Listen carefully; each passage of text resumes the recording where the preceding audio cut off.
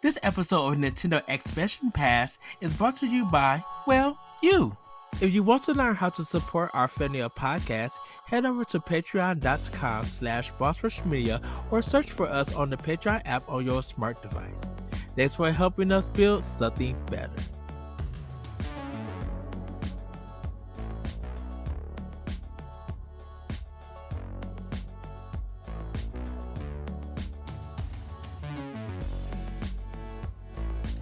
Hello everybody, welcome to Nintendo Expansion Pass Ranking Nintendo. This is our final episode. We are ranking the Mario Kart series. Of course, everybody, I got the wise Wrestle Knight with me, Mr. Josh Martinez. Hello, good sir. Hello, Ed. It is, man, it's been a journey. We've gone, this has been fun to go through all these Mario Karts, but I'm excited for these ones. Yes, everybody, we are going to be talking about Mario Kart 7 and Mario Kart A/Deluxe.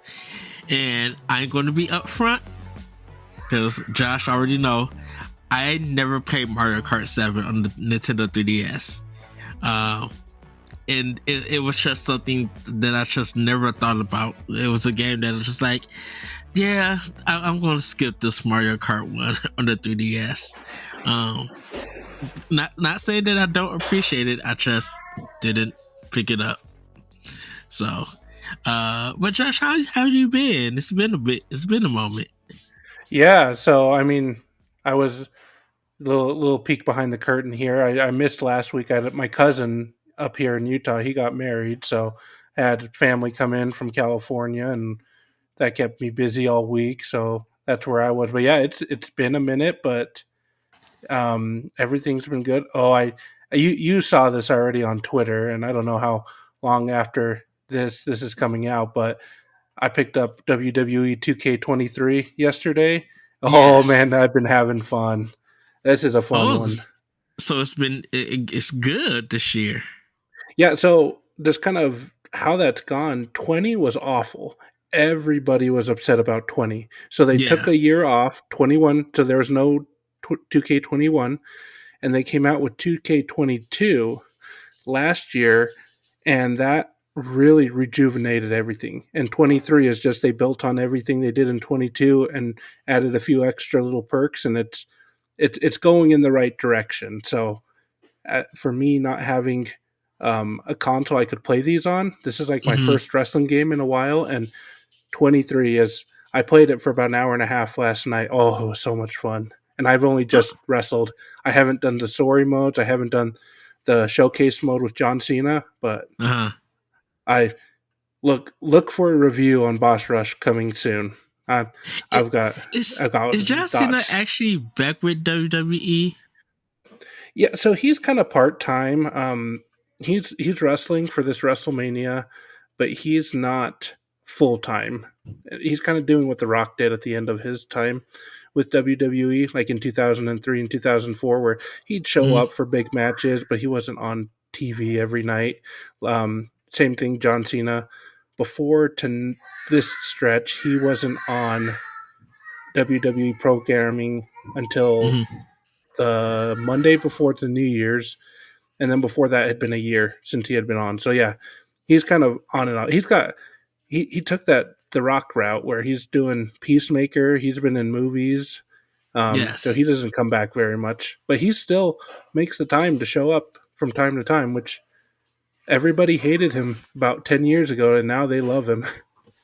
Yeah, I know Batista completely left because he's doing all of his stuff. I still want to see Knock at the Cabin. He has gotten bigger. Just like, okay, someone's been lifting or someone's been eating good. Well, the thing with Batista, I wrote a Boss Rush banter on this about wrestlers turning into actors. I think Batista's the best one to do it right now. Yes. The Rock's a bigger draw. Don't get me wrong, but Batista's got wide range. He could be in Knock at the Cabin. He's in Guardians of the Galaxy. He's in that, I forget what it's called. It's like a war movie where he's playing an Iraqi vet, and it's like, man, this dude is just hopping all over. Where The Rock's is playing the same character in 5 different movies.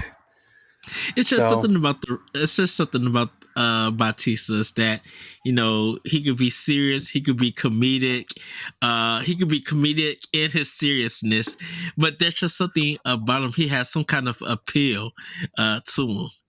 That just be what like, man, because I remember that I know he was a heel, like a bad guy when he first started, but I think it's like when he started doing movies, and I know he has a book out that I might have to go buy and read. Um, there was just a change in him. I know he was playing the character, but I'm just like, man, Batista's really good at acting. Even though he's hmm like, no, I haven't never taken an acting class. He's really good at what he does.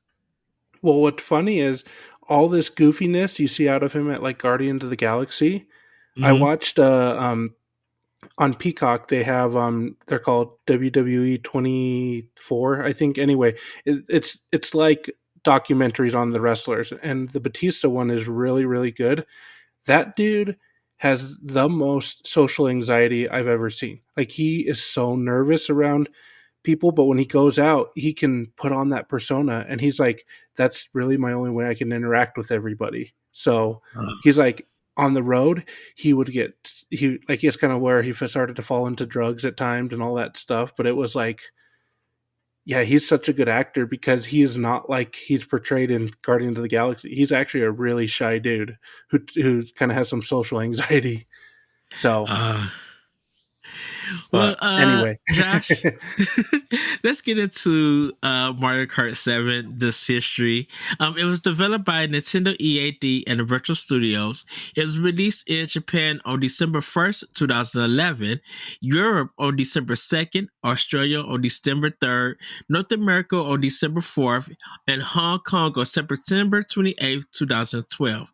The game contains 17 characters and it sold 18.97 million copies worldwide. Now, there are some tracks to this one, like there are some retro ones and some new ones for it. So the new courses in the Mushroom Cup was Toad Circuit, Daisy Hills, Chi Chi Lagoon, and Shy Guy Bazaar. In the Flower Cup, there was Woohoo Loop, Mario Circuit, Music Park, and Rock Mountain. Star Cup had Piranha Plant Slide, Wario Shipyard, Neo Bowser City, Maka Woohoo. And then the Special Cup was DK Jungle, Rosalina's Ice World, Bowser's Castle, and Rainbow Road.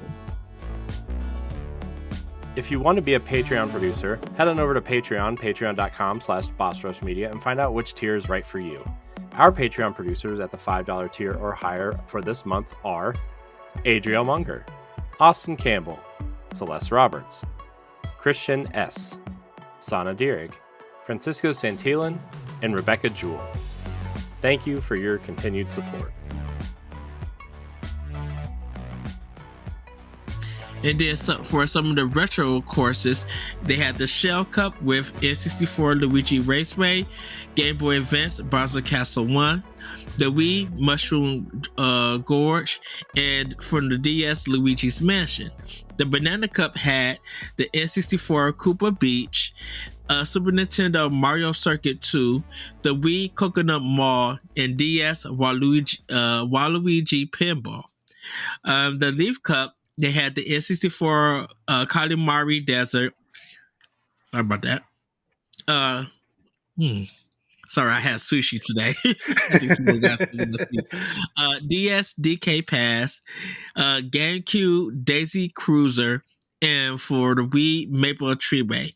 And then they had the Lightning Cup from the Wii was Koopa Cape, GameCube Dino Jungle, the DS Airship Fortress, and then the Super Nintendo Rainbow Road. So it had all of those tracks in this game.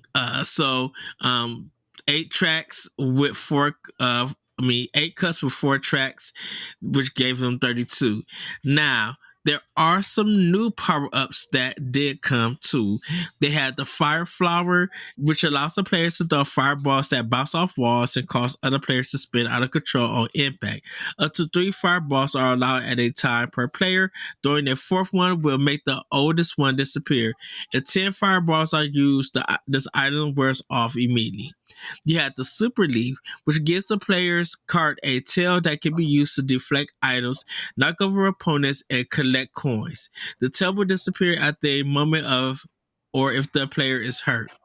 And then the Lucky Seven surrounds the player with 7 items that rotates around this card. The player receives a mushroom, banana, green shell, red shell, blooper, bomb, and a star. CB the computer can't get this item unless only one type of item is chosen in battle mode. But you still had like the star, lightning. You had the blooper, which is the ink squid that throws out the ink. You still had bullet bill, the golden mushroom, the triple mushroom, the baba, the spiny shell, which is the blue shell, triple red shells, red shell, triple green shells, green shell, the triple bananas, and the bananas. So what are your thoughts about this one, Josh? So Mario Kart 7, in my opinion, is not a bad game. It's just a forgettable game. I played this one. I know you said at the top that you hadn't. I had this one for a little bit, and as much as I love Mario Kart, I got bored of this one pretty quickly. And that's not any knock against anything. It just, there was nothing, there were some new items, but it just, you know how when you get Mario Kart, you expect something new to be added in. You feel like it to be different than the previous one. This one just felt like a very safe entry that, again, was not bad, but it's forgettable. And going through these courses too, these are some good courses. That's the retro courses. I think that's like their best batch of retro courses I've ever seen, including on 8. Like, these are all 16 of these courses I really like, and to have them all there in handheld, that was good. But I felt like their new courses kind of struggled in areas. They're just very forgettable. And I mean, 2 of the courses are just skinned from Wii U Resort, like the Woohoo Loop and the Maka Woohoo. Those are just from, that's just from what I have it here, Wii Sports Resort. So it's an ad course. It's just so they can get attention on that game that I had never heard of prior to playing Mario Kart 7. And those weren't that fun. I didn't like those ones that much.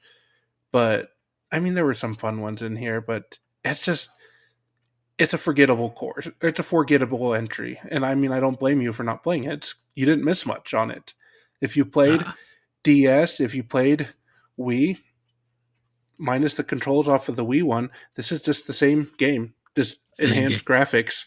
So, I mean, it was fun. I enjoyed it for what it was, but I traded this one in pretty quickly. Just, I got bored of it pretty fast. And I love Mario Kart, but they're just, I don't know. And some of the extras, just there wasn't much to do really past that. And having it on the 3DS, I don't even know how well I played it. It's hard. I mean, Mario Kart's all about multiplayer. This one was harder to do multiplayer on for. I'm sure it had an online feature. I'm sure it incorporated Street Pass. I just never used it. So it was just me and time trials, and you get bored of that pretty quickly. Yeah. Well, the characters in the game is Mario, Luigi, Peach, Yoshi, Bowser, Donkey Kong, Toad, Koopa Trooper, Daisy, Wario, Rosalina, Metal Mario, Shy Guy, Honey Queen, Wiggler, Lakitu, and the Mii. So your Mii character that you made on your 3DS, or they were in the game. Yeah, I think.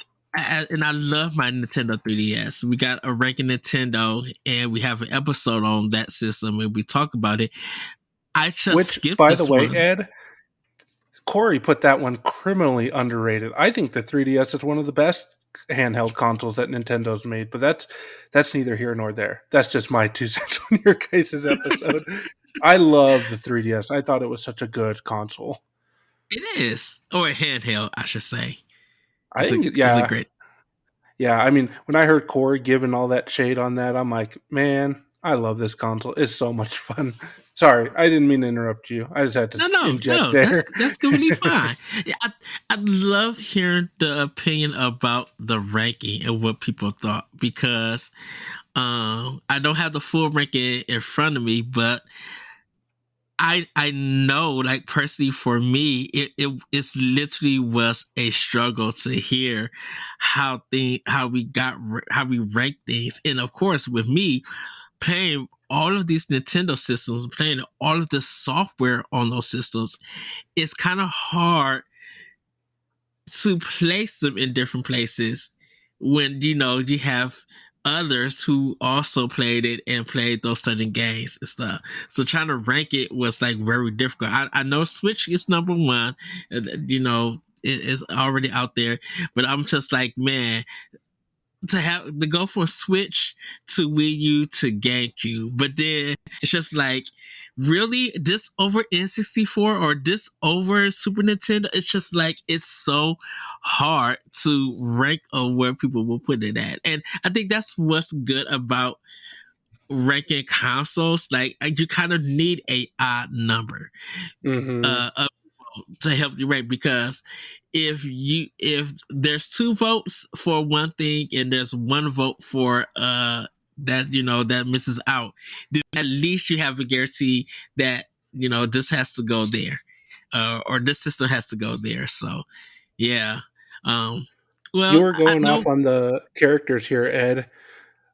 Who in the world thought it was a great idea to add the Honey Queen into this game? It's such a random character because that's from Mario Galaxy. So Yes. it's a fresh title at this point. 2011. Mario Galaxy came out in what, '06? So it's '07, somewhere around there. It's Hmm. not that far from that. But I mean, the last character I expect to be in here is the Bee Queen from a random galaxy where you have to be a bee Mario to run all over her and scratch all the parasites off of her. I forget what that whole star was, but yeah, it's just such a random one. I didn't expect it when I was playing through it and I unlocked her. I'm like, what? where where did the Bee Queen come from? And where in the world is Waluigi in this game? There's no Waluigi in this, but we got the Bee I Queen. I have not one idea. It's a Well, I it's a think weird lineup. yeah. Well, I think we kind of spoke our piece of Mario Kart 7. I'm sorry, everybody. I didn't play the game. Josh felt that it was underwhelming, so that just give us more time to speak about Mario Kart 8. Real quick, So Ed. go ahead. Last thoughts on this one. There were some good courses, and this will help lead into Mario Kart um, 8. Hmm. Because some of these courses did make the transition over, and it was good. So the Music Park is one that was um, is one that made it over to 8. That's a lot of fun.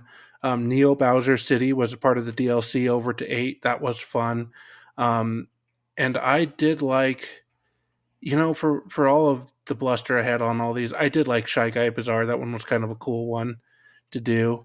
But yeah, there were some good courses. Oh, DK Jungle, that was another one that was really good too, because that's Hmm. playing off of the Tropical Freeze. Um, no, not Tropical Freeze, the DK Country Returns game, and that was fun. I enjoyed it. So there were some good courses in here. They just all made their way to 8 because nobody played 7. But All right. and then also the Lucky 7.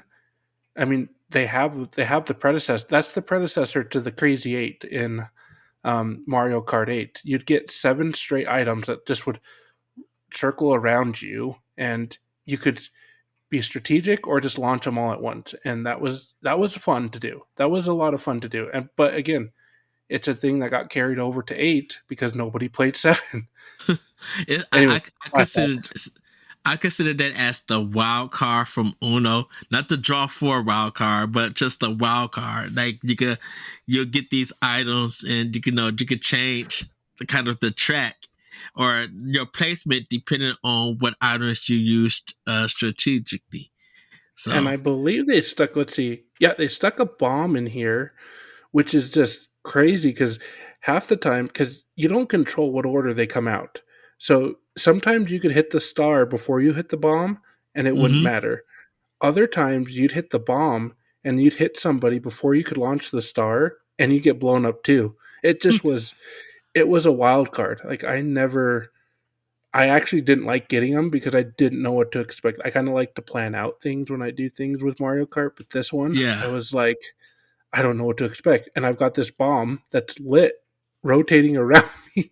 I don't know what to do with it. And so, yeah, this was that was a cool addition. And it was something that built onto 8 that we'll talk about here. And thank goodness some of these didn't. The Super Leaf was, I mean, I didn't like it. It just, honestly, until you read that the tail was meant to deflect items, I didn't know it did that. I thought whenever I hit the tail, it just gave me a little boost. That's Oh literally wow. what I thought I did. And that might be because I didn't pay attention, but Mm-hmm. I think there's a reason why this one did not come back. It just was, and they replaced it, I think, with the boombox. But yeah, it was fun, but it was a forgettable game. Well, with Mario Kart 8 or Mario Kart 8 Deluxe, it was developed on by Nintendo EAD and EPD. It was released on Wii U in Japan on May 29th, 2014, and then worldwide on May 30th. Nintendo Switch got the deluxe version on April 28th, 2017. Mario Kart 8 sold 8.46 million copies on Wii U and 52 million on Switch, which makes it a combined 60 million copies. The Wii U Mario Kart had DLC for $12.99, while the deluxe version contained all the DLC with new DLC tracks releasing on Switch.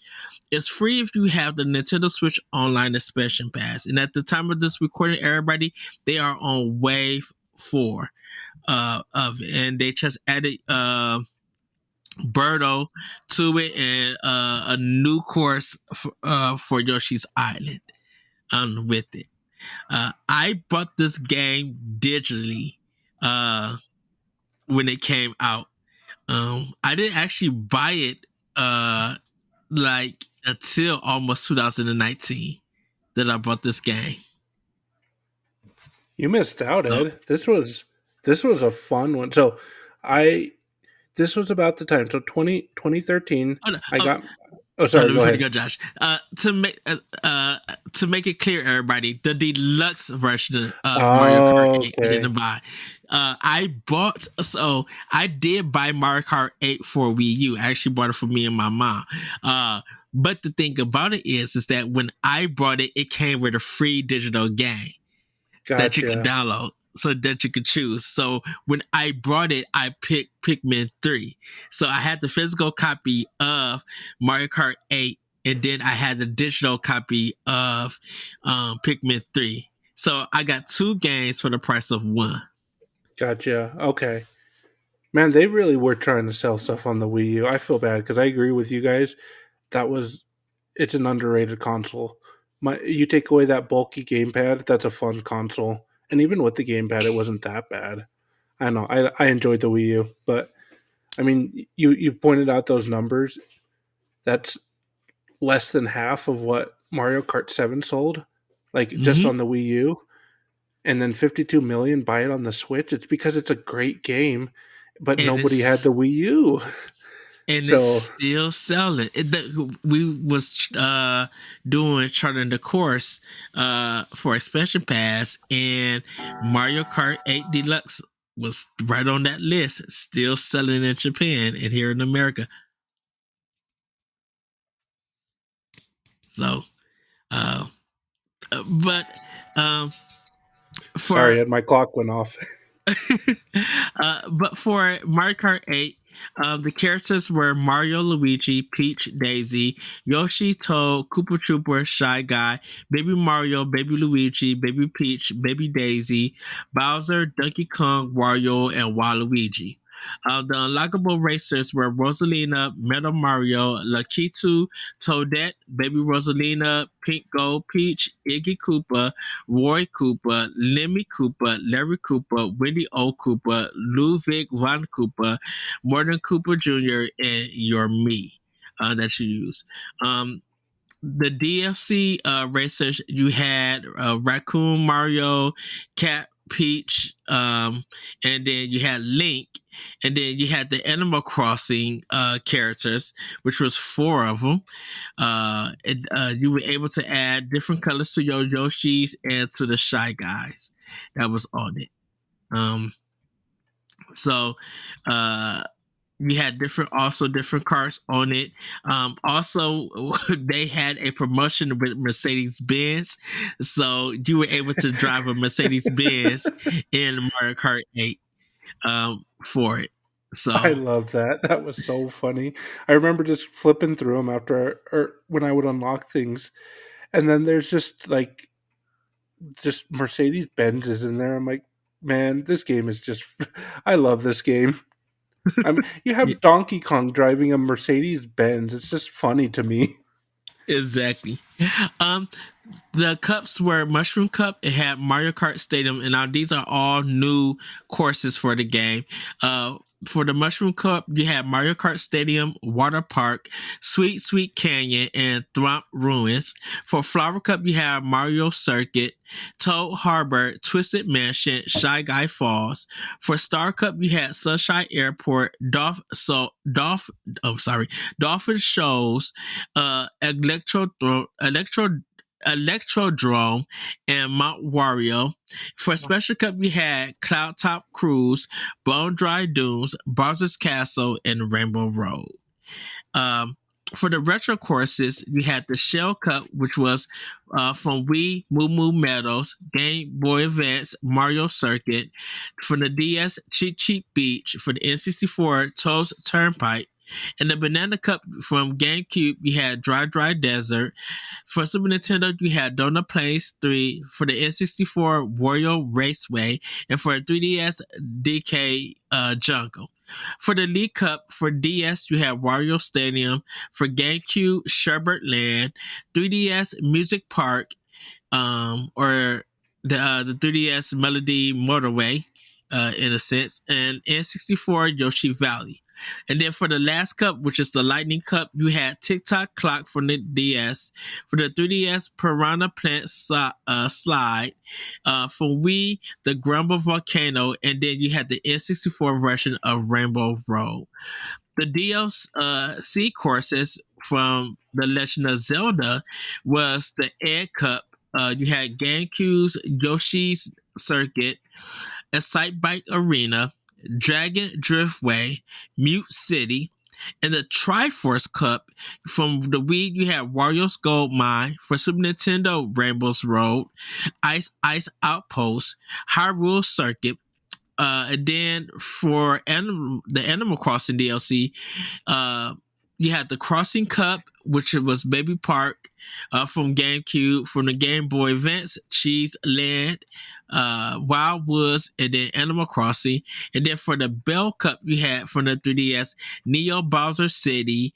Game Boy Advance, you had Ribbon Road, Super Bell Subway, and then Big Blue. And of course, there's battle stages. And then you had rupees instead of coins on Hyrule Circuit. You had bells for Animal Crossing. The new items you got were a boomerang flower, which allows players to shoot 3 boomerangs to attack other racers, having effects similar to those of bananas. They also come back to you, hence the name.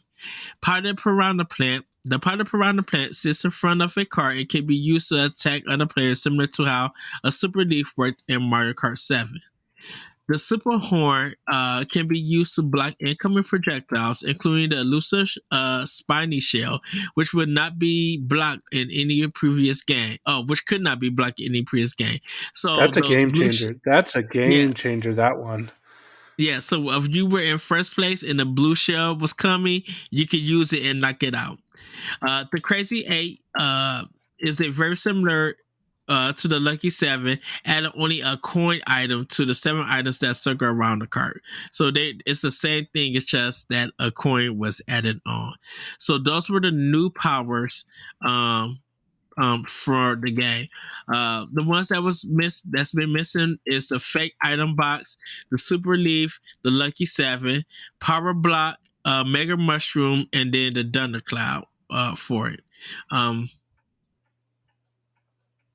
So yeah, those kind of like the things that came with this game. And then like we said, and with the deluxe, they got new tracks and some other additional tracks along with the deluxe in this game. So man, Mario Kart 8 is really fun. It's really good. And what I like about Mario Kart 8 is that it does the twists and turns.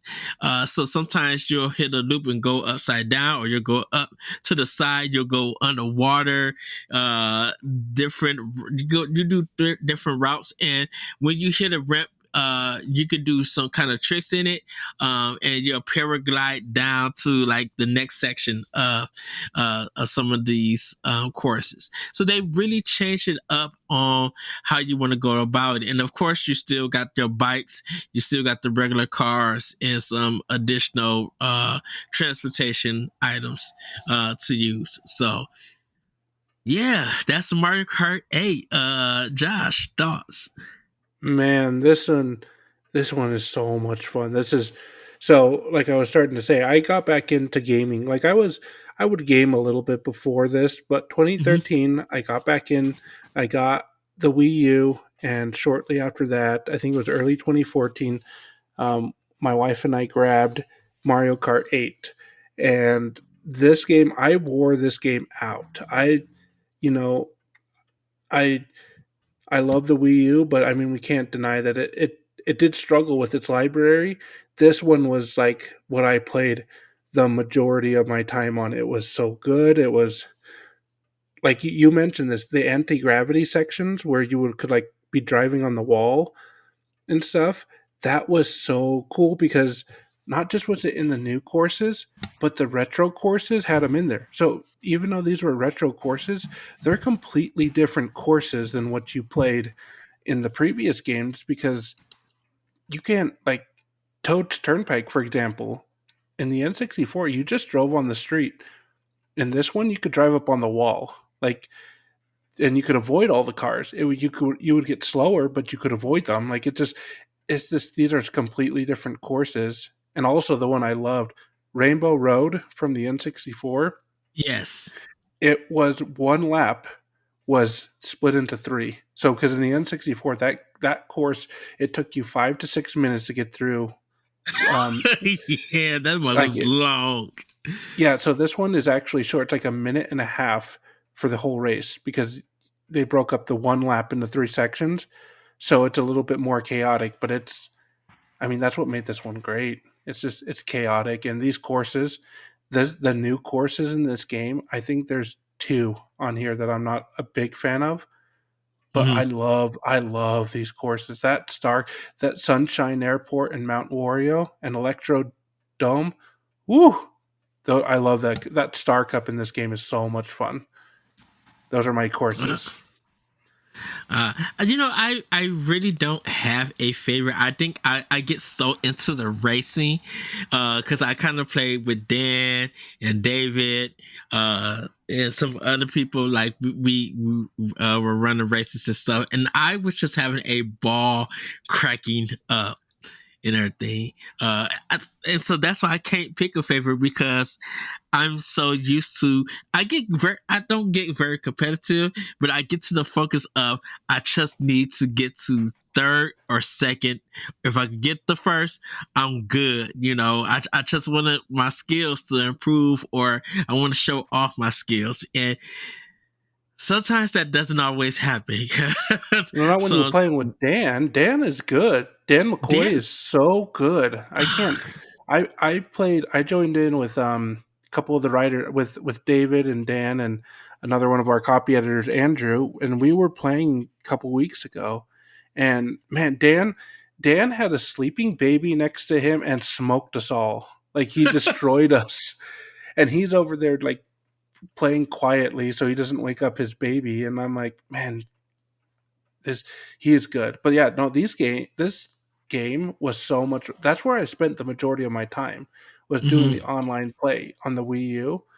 I would just because that Wii U you didn't need to pay for the subscription. You could Right. do the online stuff. And so when I played it, I remember hours at night just getting on and you would see where they're from. It was cool because you could see if they were in the United States, it would tell you what state they were in.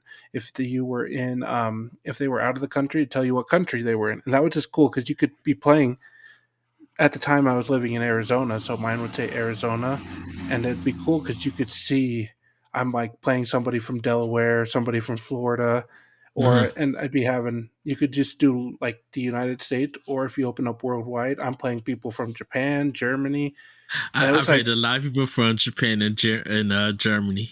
yeah, and it was fun. It's where I really kind of honed my skills and got. I don't I mean, after playing against Dan, I don't feel like I'm that good anymore, but I felt like I was pretty good at this, and I played a lot of the online stuff, and that's what got me up to there because there's some competitive people on there, and it was fun. And I mean, there was no talking with people because the Wii U didn't do that, but Right.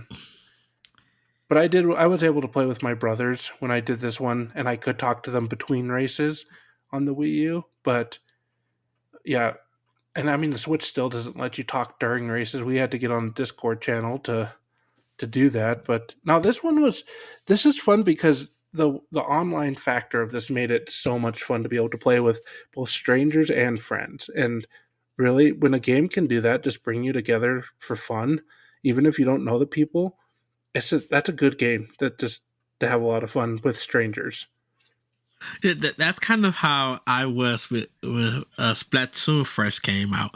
Like I didn't really know anybody when it came to Splatoon, the first one who was playing it. So I was playing online so much with just different people, and I think I love that randomness that comes along with this game. And definitely with the online, if you got chosen, you were able to pick the track first.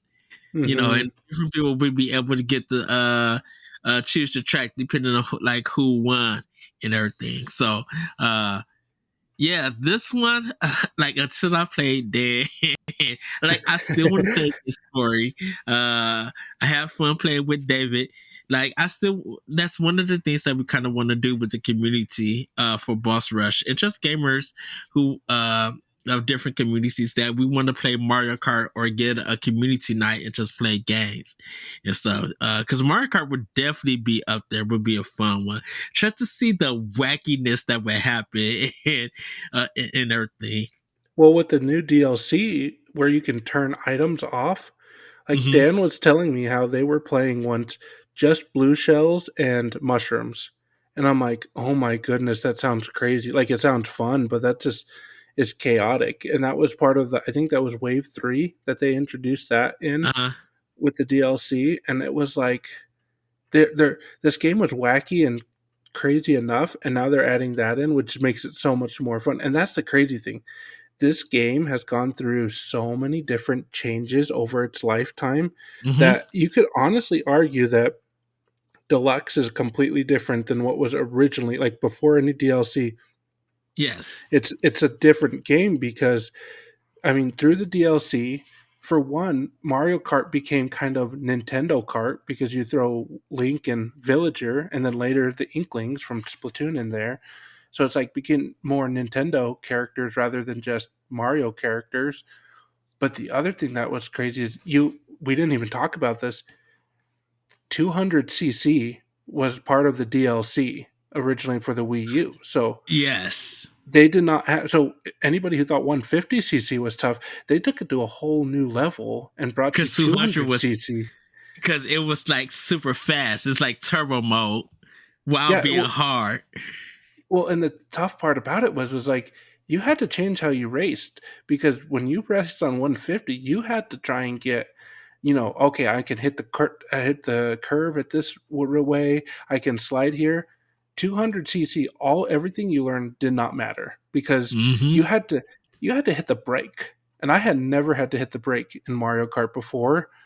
And this one you had to when you hit to the curves. You had to hit the brake a little bit so you could go through it. But yeah, that was such a big deal. And then I think the biggest thing that made me giddy was when I saw those two F-Zero courses come on, Mute City and Big Blue.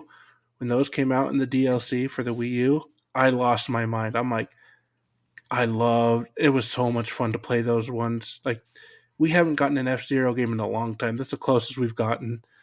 But those courses were fun. They were a great addition to Mario Kart. Yeah, and that's why everybody wants a new F-Zero so bad. Right. Well, and I mean, these looked gorgeous. I mean, it looks so. That's the thing too. This game looks gorgeous. Wii U, Yes. Switch, doesn't matter. It looks gorgeous, and they put a lot of detail into. I mean, it's still the Mario cartoony thing. It's not like Final Fantasy VII or remake or anything like that. But they've got reflections in the water, like on Donut Plains 3. The course is like wet, like it just rained, and like there's like little puddles of water throughout it, and that's reflecting the sky. Like, that's some good detail. And to see like Mute City, Big Blue in that, like you said, that shows us what they could do with an F-Zero game, and probably up it too from that. But yeah, And, this game is gorgeous. and the soundtrack for A, I love. There's something about Nintendo music that we haven't addressed, and we're probably gonna do it on the expansion pass. But Nintendo is so good at doing jazz, at doing classical, like us orchestrated stuff. The Splatoon soundtrack, they've been doing commercials for the new DLC, and I'm just like, why is this rock, like punk rock or pop rock, sound so good in Splatoon? I'm like, it just fits, and I'm just like, Nintendo's music continues to be iconic. It's so great. So just hearing the drums and the do do do do do, like the lightness of it while you turn the curve upside down and hear it just like the crashes and the booms and stuff. It sounds so good. I'm just like, I don't know how does this happen? Like, how do y'all come up with these arrangements? Mario Kart 8 music is like top tier. It's so good. Mm-hmm. Well, and I think the crazy thing too about this one, and they may have done this in previous games, but I felt like it was really noticeable in this one. They Mm-hmm. changed. The third lap was a sped up version of the course music, and in some cases it was almost like they used different instruments on the third lap. Yep. And when you got hit by lightning, it got like real high pitched and squeaky. The music, they really. I think if we were talking about this game, the biggest thing we can all say about it is they put a lot of attention to detail into this game, from the Mm-hmm. music, from the graphics, from the course design, the players. Just, there's a reason this game has sold over 60 million copies between the two games, and it's because they put a lot of care into this game, and it shows, because this game is pushing 10 years old at this point. Yeah. And it looks just as fresh as it did back in 2014. Like, it's And crazy. people have to remember the 60 million is just physical copies. Yes, they are on between two systems, but 52 million on Switch and growing. Actually, Mario Kart 8 it has more sales, but Nintendo doesn't report the digital sales of this game. So Mario Kart literally could be at 80 plus million. We would never know because we don't know the digital sales of it. But at 60, with Switch being at 120, it's literally a 1-to-1 ratio. Like that, it's like it's almost 1/3 or even half. Well, at this point, it's half of the Nintendo Switch sales. And as Switch continues to grow, the game sales continue to grow for it. So, we probably won't get a Mario Kart 9 until their next system. Who Oh, there's knows? no way they can do that, right, Ed? Like, this game is just so, they're still got four more. And I was talking to David Lasby about this. they released an entire new game in DLC with these waves, and it's like, yeah, Mario. People talking about Mario Kart 8. I'm like, or 9. We haven't even gotten all of 8 yet. Like, this game is going to be around. I honestly don't think the Switch supports another Mario Kart game. I think whatever the next gen console is what Oh gets yeah, 9. yeah. Because We have not seen. There's when we got the sale numbers for Mario Kart 8 and then the announcement of the DLC, we was all certain that 9 wouldn't come out to their next platform, to their next generation console. Because I'm like, why would you put 9 out and you're seeing this game sell like crazy? Like, it's probably the biggest and highest selling Switch game over um Tetris, not Tetris, I'm sorry, over Breath of the Wild and Animal Crossing. Now, Breath of the Wild's coming out in a couple of months from this recording, and we don't know if it's going to hit that same number. It could, but we'll have to see how that goes. So, yeah, and the crazy thing too about it is, let's see, when did the Switch come out? It was this wasn't a launch title for it, right? The Mario no, Kart it 8 came in Deluxe. April. Right, that So, came out in April. yeah, so it was April 28th, 2017. So Right. in next month, it will be 6 years that the game has been out. Well, my point was, I think okay, it wasn't that much. It's a month and a half, but I was going to say I thought Breath of the Wild had a bigger gap on it, like between Mm-hmm. when it released, but it's only a month, and because the Switch released March 3rd, and Breath of the Wild was a launch title for the Switch, Yeah. where and then Mario Kart came out the next month, but still a month and a half jump on head start on Breath of the or on Mario Kart. And I mean, think about it too. That's a little risky because when you come out of the Wii U, people weren't high on Nintendo at the time. They were like, well, what's this going to be about? There was the intrigue around the Switch, but I remember Mm-hmm. a lot of skepticism on, and like I heard you guys have talked about this on Pal Block, that um, it was make or break. If Nintendo didn't stick the landing for the Switch, then there was going to be some serious discussions on what its future would look like. And Well, thankfully they did.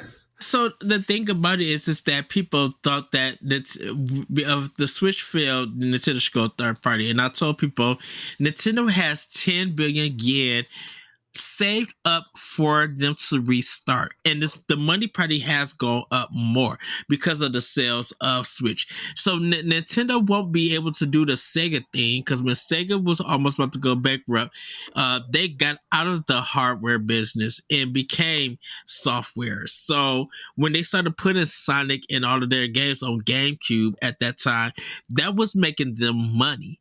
Hmm. It literally took a while for Sega to get back into the black and still be around. It's just like they just had to get rid of their hardware division and literally become a third party software. And once that started happening, Sonic on Nintendo consoles and handhelds start making them bank. So Well, and even if they put the games out and they lost money, uh, they were able to get that back because it was on the Nintendo platform. Well, and what I'm saying more is that Mario Kart 8 releasing it that close before people had Mm-hmm. just made their decision on the Switch was a little bit of a gutsy move, just because. Um, and I mean, I think they saw it as a way to bolster the Switch, and really, because that was a popular game on the Wii U. But Yes. you know, to put it there was, in hindsight, genius, but at the time I thought it was, I think it's a little it was risky, just given the uncertainty on what the Switch was going to be a month and a half after its release. I think people by that summer were bought in, because that Black Friday of 2017 probably was selling a ton of Switches, because I think everybody bought in at that point. But yeah, it Yeah. was, putting it that early in the Switch's life cycle, in hindsight, was a solid move, because that's how it's gotten so high in sales, is people have fallen in love with the Switch and they've played this game, and now you've got the bundles, like the Switch Mario Kart 8 Well, Deluxe bundles. Well, people thought Nintendo was going to fail because it didn't have the third party. It didn't have the Mhm. EAs and Activisions. It didn't have all that Western third party.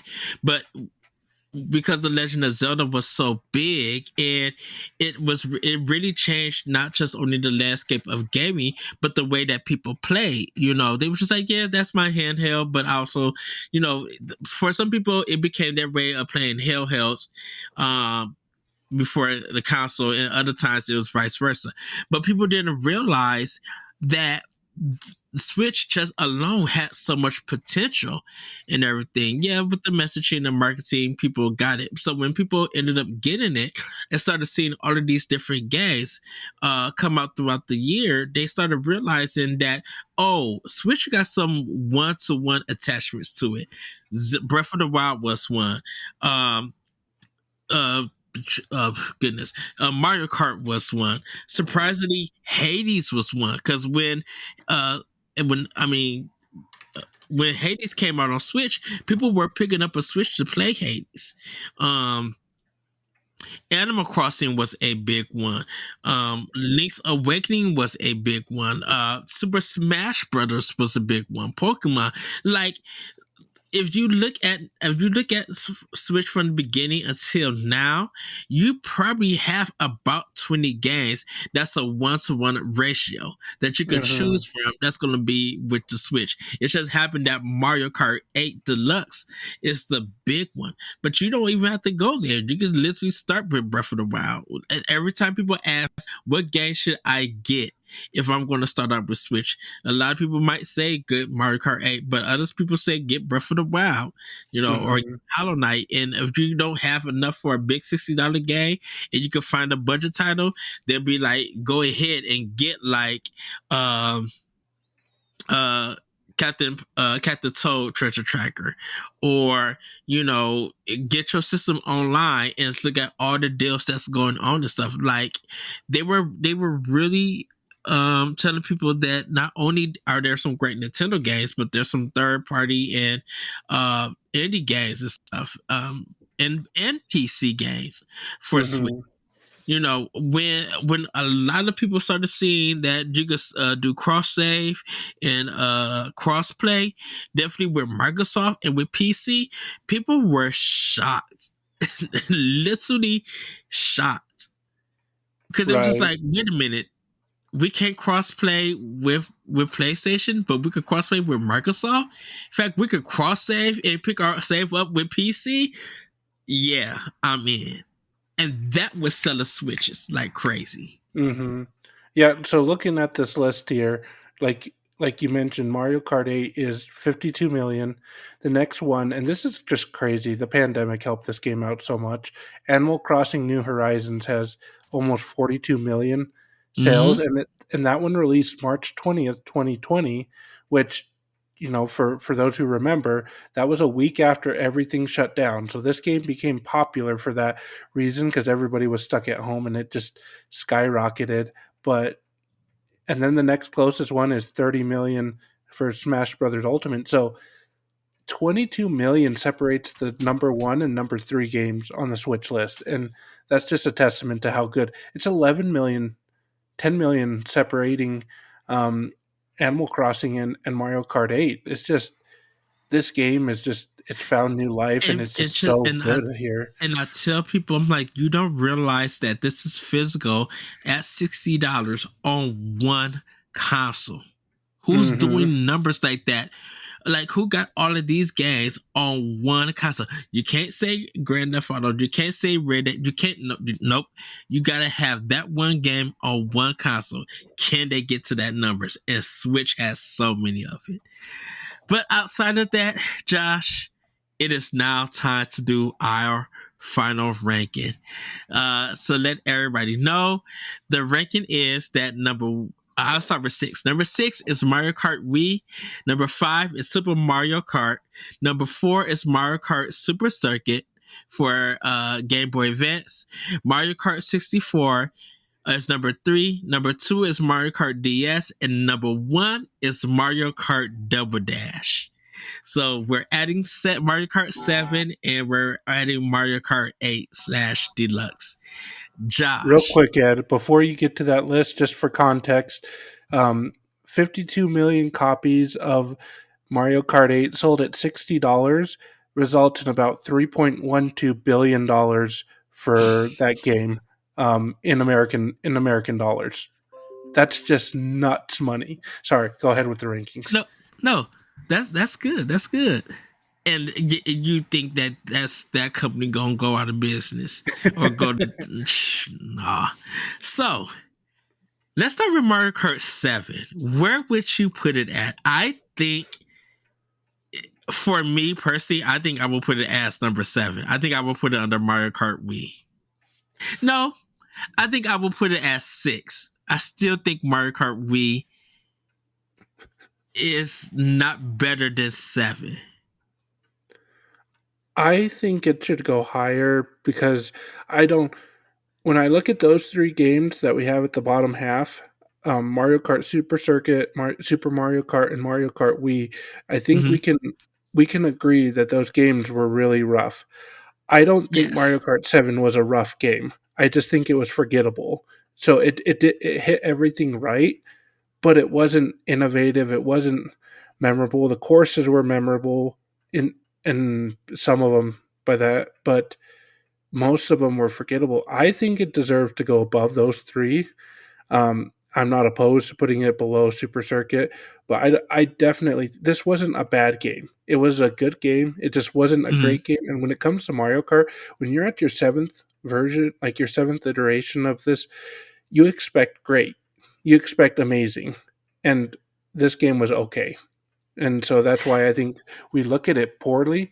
But when I look at Super Circuit or Super Mario Kart or Mario Kart Wii, I'm like, these games were not. These games struggled. These games were hard. So that's where I would put it. I'm not opposed to putting it down at 5 or something like that. I think under Super Circuit would be fine. I'm fine with that. So that is Mario Kart 7 at number 5. 6 would be Super Mario Kart. And then Mario Kart Wii is number 7. Now, I know we gotta add 8, and I know that would shift everything. Right Not now if I'm I put putting it it at the at bottom, Ed. I'm just kidding. no. So I'm going to say, and I love Mario Kart 8. I still don't think it beats Double Dash. I think Mario Kart Double Dash is still number 1, and 8 will be number 2 for me. 8 slash Deluxe.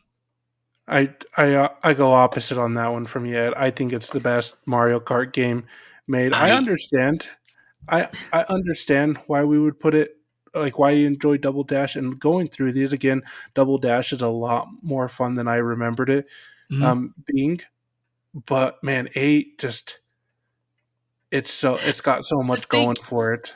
I think 8 is just as good as it is. I think it's just, I feel like 8 is just such a refinement, and I feel like Double Dash really changed up the way that you played this game with the gameplay and allowing more people to get evolved and play the game, because I feel like with 8, you don't have to struggle by yourself. You're working in teams with somebody else and switching carts and hitting different things, and I know that 8, like I said, I love 8, I love the music, I love the track design, but I feel like Double Dash just offered so much more. It was more memorable than 8 has for me personally. So that's why I feel like Mario Kart Double Dash is still number 1. And yes, as much as people love 8 and it's memorable, I think when it comes to talking about Mario Kart, Double Dash always comes to the front of the mind. See, and I mean, yeah, I agree with a lot of that. I think though for me, and I could fully admit this could be recency bias. I mean, this is the fresh new toy, fresh new. It's like 9 years old at this point, but I mean, it's a fun game. It's for me, it's just what they've packed into this game is just like it's like a culmination of everything that Mario Kart's done. It's like a celebration of Mario Kart in a way that, and yeah, they don't have the two people mechanic that Double Dash did, but I just think from the courses to the online play was so much fun. I think that's just Yeah. such a game changer. I mean, I my personal list, I think it's my favorite Mario Kart game for the purposes of this list. I mean, I don't mind putting it at 2, but Okay. I'm going to state for the record that for my personal record book, this one's number 1. Okay. So, and like I said, I feel like Mario Kart 8 slash Deluxe, it will be my second for that I like. Okay, so everybody, I gotta put 8 slash Deluxe. That has been it for our Mario Kart ranking. This it goes number 1. Well, actually, number 8, Mario Kart Wii. Number 7, Super Mario Kart. Number 6, Mario Kart 7. Number 5, Mario Kart Super Circuit. Number 4, Mario Kart 64. Number 3, Mario Kart DS. Number 2, Mario Kart 8 Deluxe. And number 1, Mario Kart Double Dash. I know we're going to get some discussion about this. Trust me. We're going to get a lot of people probably not upset, but I think people going to be like, "Oh, I should have been on," and argue. And I'm going to tell people that, hey, you had your chance. Y'all knew that we was doing it. I put the call out. Uh, my good buddy Josh came through. So that is our ranking. Hey, if you guys want to let us know what you think of this ranking, you can join us on our Discord at Boss Rush Media and let us know, what do you think about this ranking, or how would you also personally rank these games, whether you played it or not, but just even watching a playthrough, how would you rank these games? I love our list.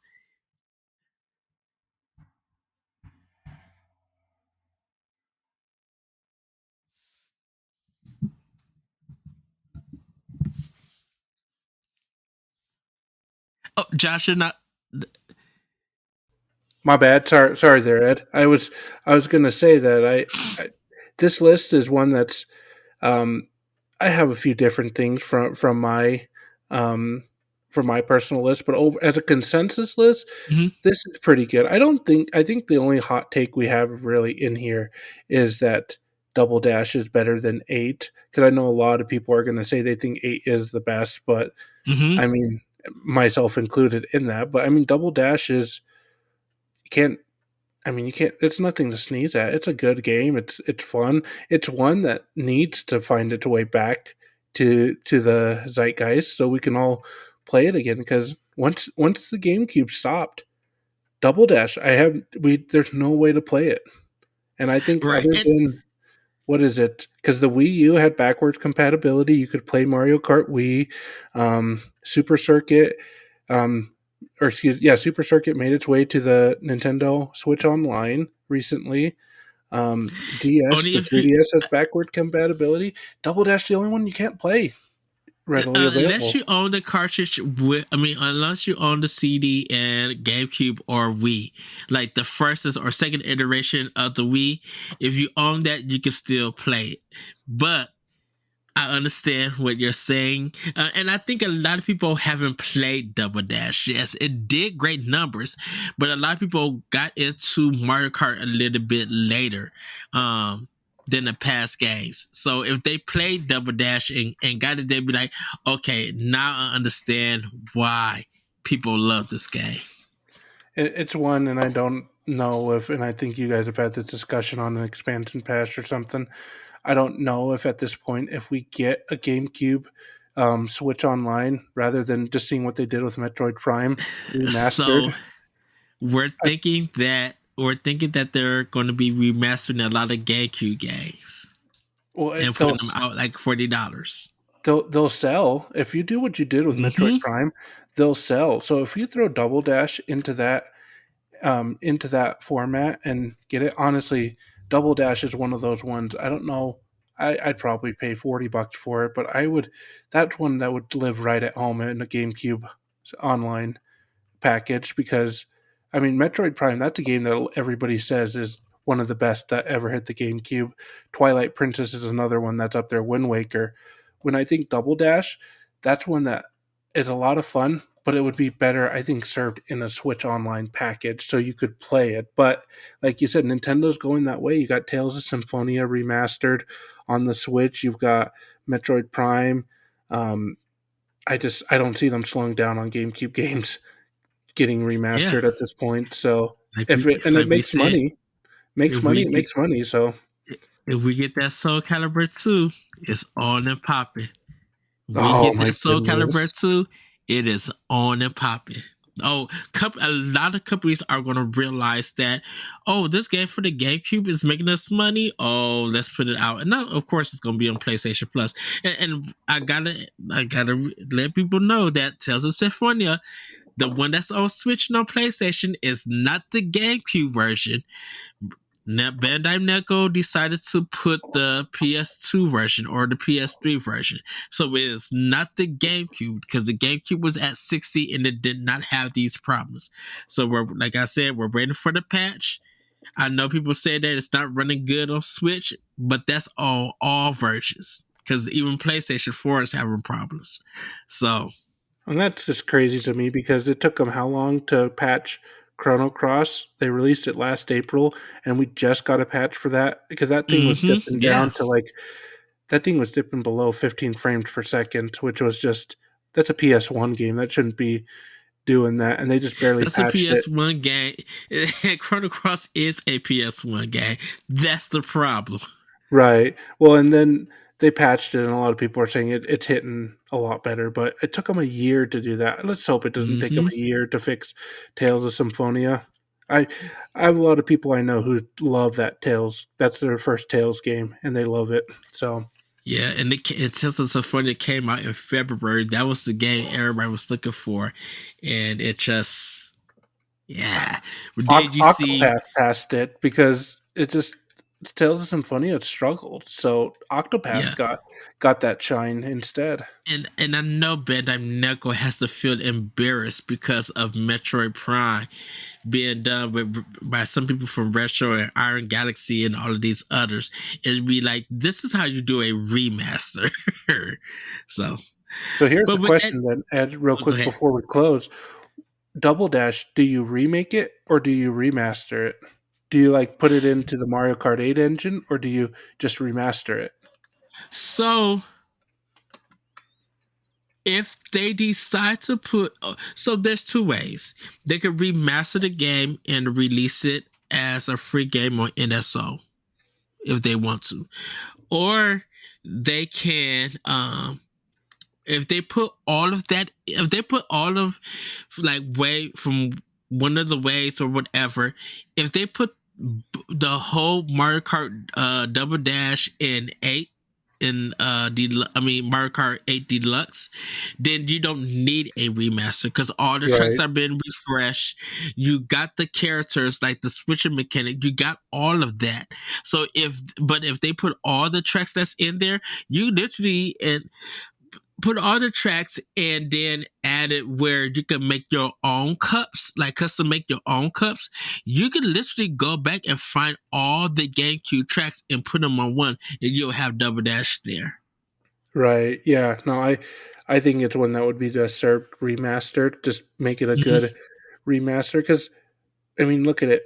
Link's Awakening. People like the original one and they like the remake of it, but there's something to be said about going back to the nostalgia stuff rather than, doing a similar Breath of the Wild type thing. People like that chibi style. So I think going back to retro. Link's Awakening needed it because it was on a old handheld system. And of course with NSO, with Game Boy being out, people still could play the original one, but I'm like, this game needs a remake because the original version, even though they have the regular one and the color one, the graphics doesn't match to today's standards of quality and stuff. So you're able to go in and reimagine the world and give it a more beautiful presentation than what was back in the day. So, just look at Trials of Mana. That game looked fantastic, but yeah, I digress. So, but everybody, that is it for our Ranking Nintendo Mario Kart. We have finished it. Thank you, Josh, for joining me for all 4 episodes. Everybody, have a great week. Have a great weekend. Let us know your ranking on our Discord for our Boss Rush Media. And with that, everybody, we'll see you next time on Ranking Nintendo. Right, everybody? See you later. Nintendo Expansion Pass is part of Nintendo Power Block and is a product of Boss Rush Media LLC. The show is recorded from our headquarters in Akron, Ohio, and is hosted by me, Edward Varnell. My co-host is Corey Deary. You can find Corey at I am Corey at HD on Twitter and Instagram, as well as hosting the Boss Rush Podcast and Tower Casuals, the Destiny Podcast. Follow Expansion Pass as part of Nintendo Power Block and on all social media platforms at Power Block Podcast. You can also follow Boss Rush Media and Boss Rush Network on all major social media platforms. Join the Boss Rush Network Discord and Facebook groups to interact with other friends and fans. Thanks for listening, and we'll see you next time.